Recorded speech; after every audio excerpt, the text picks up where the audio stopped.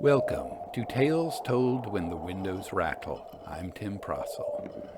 When I first started becoming interested in the history of ghost lore, I realized I was plunging into a vast topic and I needed some kind of focus to help me get through it. I settled on the history of ghost hunting and I've put together two books on that topic. One focuses on the Victorian period and then the other focuses on the pre-Victorian era. There's a long, long history, not just to ghost reports, but also investigating ghosts, ghost hunting. This time on Tales Told, I'm going to look at a couple of articles that deal with ghost hunters. The first comes from an article titled Modern Ghosts. It's an anonymous author. It was published in Bentley's Miscellany in 1858. That writer presents a few anecdotes about ghosts, intending to save them, quote, from the fate attending all oral tradition, i.e. amplification and distortion. We then read that the original narrators of these anecdotes, quote, may be relied on as trustworthy witnesses. Let me read you one of the anecdotes. This one deals with a somewhat informal ghost hunt. Mrs. A lady who has well earned her worldwide reputation, related to us the following anecdote herself. She had been spending a summer's day with a party of friends among some ruins, whence they adjourned to the mansion of a Quaker gentleman in the neighborhood, where they all dined. During dinner, someone asked whether the ruins were haunted. Mrs. A observed that the various members of their host's family looked instantly grave. The son, a young man who sat near her, was beginning to explain, but his father sternly reproved him for vain talking, and the conversation dropped. But woman's curiosity was naturally excited, and when they adjourned to the garden after dinner, Mrs. A questioned the young man as to the inhibited story. "The fact is," he replied, "we have a ghost in our village, or are supposed to have one, and it has been the cause of a great deal of gossip lately. This story is a strange one. Many years ago, a carter, John, whose cottage you see yonder there gleaming through the trees, kept company with a girl in the village. Neither of them had any money, though, so she prudently accepted a well-to-do Londoner who came down to these parts, married him, and disappeared. Disappeared, that is, until last year, when she returned a rich widow, here on a visit to her friends. John, who had never left his native place and never taken unto himself a wife, revived the old flame in the widow's heart. In the course of a short time, they were married. It was necessary that she should go back to London after the wedding to wind up her affairs there. I believe it was the sale of certain houses in which her property chiefly consisted, before returning to her new home. She never did return. She was missing for some time. No one knew what had become of her until it was discovered that she had been murdered. No doubt it had been for her money, as she was known to have a large sum upon her, which the sale of her houses had realized. John benefited in no way by her death. He was soberly sorry for that event, but nothing would induce him to go up to London in the prosecution of justice, whereat the neighbors were somewhat scandalized. Perhaps he thought that the same fate that had befallen his poor wife awaited him in the great Babylon. What good could he do? He couldn't call her back to life. No, decidedly, he wouldn't go to London. But whether this preyed upon his mind or from whatever other cause, all his friends could not fail to remark that John grew thinner every day and seemed ill at ease. They questioned him, and at last he confessed that he could get no sleep on account of his wife, who every night came and stood at the foot of his bed. She said nothing, but there she remained, looking at him. He seemed to take it very ill of her. He would not mind it in the daytime, he said, if she came and stood by him while he was at work, but it was very hard that she would not let him sleep in peace at night. All this happened some months ago, but John persists in saying that his ghostly visitant still comes to him occasionally, and the excitement in the village upon this subject has consequently kept up. Of course, the neighbors declare they have seen the ghost, and the belief in it is universal. "I should very much like to see this John and have a talk with him," said Mrs. A. "Could we go down to his cottage?" "I am afraid he will be away at this hour, but we can try." And a party of 5, 3 besides Mrs. A. and her young host, walked to the cottage, which was about a quarter of a mile distant. It was then between 7 and 8 o'clock on a clear summer's evening. Mrs. A. described John's dwelling as forming one of a row of 3 or 4 cottages, having small gardens of some 10 or 12 yards in length between them and the road, and a separate little wicket to each. While the young man went up to the door to see if John was at home, Mrs. A. and her 3 companions remained outside the wicket. The door was locked. John was evidently out and had given the key to a neighbor, as was his custom. To make sure of this, the young man went round to the back of the cottage to try the other door. It was then, as I have said, still perfectly light. He was scarcely out of sight when the 4 persons who were outside the gate saw the figure of a woman inside the cottage, passing slowly by the window, a thin woman dressed in a cotton gown of a lilac color, her profile turned towards them. This is how they all subsequently described the figure they saw there, so distinctly and unmistakably that there was a simultaneous exclamation of, "Oh! You see, there is someone in the cottage, so we shall get in." But a minute afterwards, the young man returned. As he had expected, the back door was locked, showing the cottage to be empty. Impossible! They had just seen someone inside. The neighbor who had charge of the key was then applied to. The door was opened, and every corner of the cottage explored in vain. It consisted of only 3 rooms, and there was but one other exit, which was fastened on the inside. It was therefore equally impossible that anyone could have entered or left the cottage without being seen by the 4 persons who now felt so eagerly anxious to solve this mystery. They questioned the neighbors as to the personal appearance of the murdered woman, and it tallied precisely in the particulars above mentioned with the figure they had seen. On the minds of 3 of its witnesses, that strange event produced a powerful effect. The 4th, a young artist who had turned the whole story into ridicule beforehand, still endeavored to laugh it off, but we have reason to know that he subsequently confessed himself deeply and painfully impressed by an occurrence which he could neither deny, nor reason upon, nor explain away.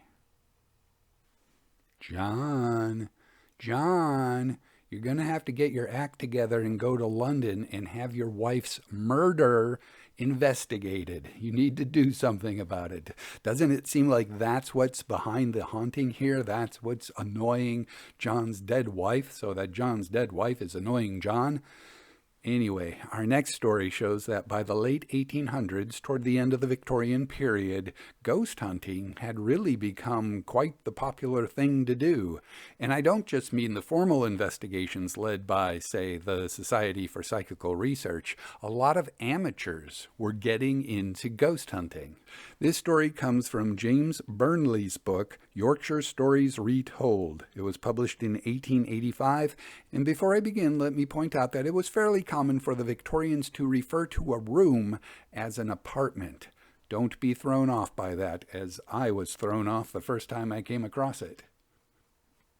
In the year 1831, there died at a farmhouse in Beerley a widow named Mrs. K., who was buried in the burial ground of Redchapel, Cleckheaton.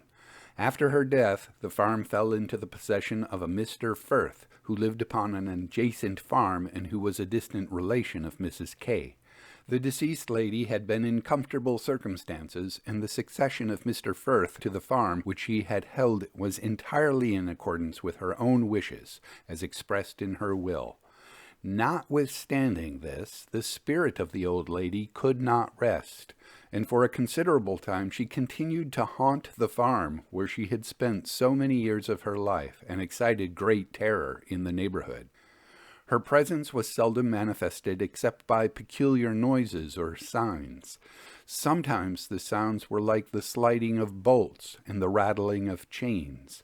Sometimes footsteps would be heard up and down the stairs, stamping 3 times on every step, and accompanied by the sound of a rustling silk dress. And at other times the sounds would be like the emptying of sacks of corn upon the floor. Occasionally the ghost-like noises were heard in the cupboard amongst the pots, and sometimes at the windows. For 18 months were these visitations continued, and the fame of the ghost spread far and near. The room to which the ghost was most partial was on the ground floor, and some few skeptical persons applied for permission to occupy this room for the purpose of exorcising the disturbed and disturbing spirit. One gentleman from Leeds was allowed to sleep in the room on the condition that he paid for his lodgings. In due time he repaired to the room, resolved upon seeing and exposing the ghost. Next morning the family found, to their surprise, that the room was deserted. Their lodger had fled, leaving behind him, however, the payment for his lodgings upon the table of the ghost's apartment.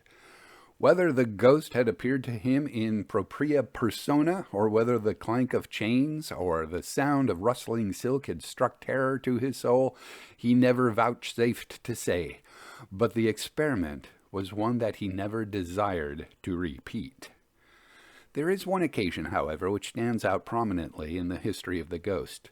2 Wesleyan ministers sought to discover the mystery of the ghost and show the benighted villagers how silly they were in their superstition.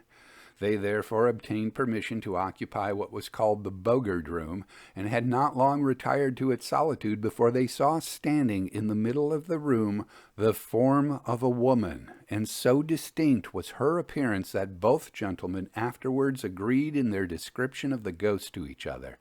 They jumped to their feet at once, but the ghost vanished at their approach, and they were left to pass the remainder of the night in fear and trembling. All subsequent efforts in the same direction by others were equally unsuccessful. One man slept in the room for a month, and twice fired a gun in the direction from whence the ghostly sounds proceeded. The Reverend Benjamin Firth, independent minister of Hartshead Moor, devoted a good deal of time to the solving of the mystery.